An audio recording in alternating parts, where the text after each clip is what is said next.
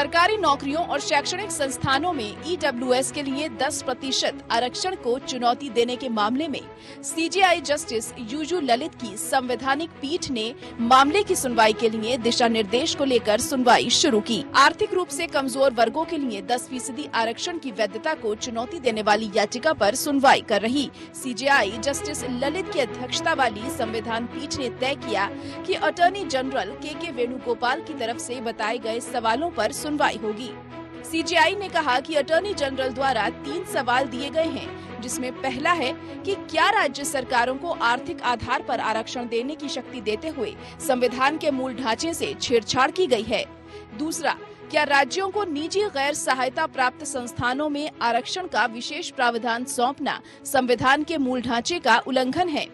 तीसरा, क्या इस संशोधन में SEBC, OBC, SC, ST और EWS आरक्षण को बाहर करना संविधान के मूल ढांचे से छेड़छाड़ है।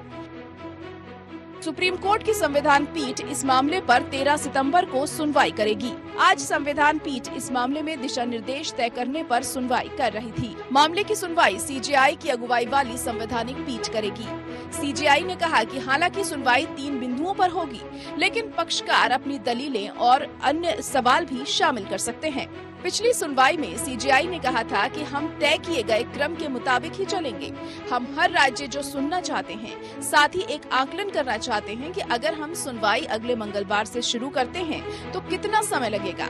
एडवोकेट शादान फरासत ने कहा कि ईडब्ल्यूएस को चुनौती देने वाली याचिका पर बहस करने में लगभग 18 घंटे लग सकते हैं। सीनियर एडवाइजर कपिल सिब्बल ने कहा कि 20 घंटे लगते हैं तो इसका मतलब है कि पूरा हफ्ता लग जाएगा। सीजेआई ने कहा कि पहले हफ्ते में मामले की सुनवाई के लिए 3 वर्किंग डे और दूसरे सप्ताह सुनवाई के लिए 2 वर्किंग डे होंगे। ऐसे में आप इस बात पर स्पष्ट रहें कि पहले किस मुद्दे पर बहस करनी है।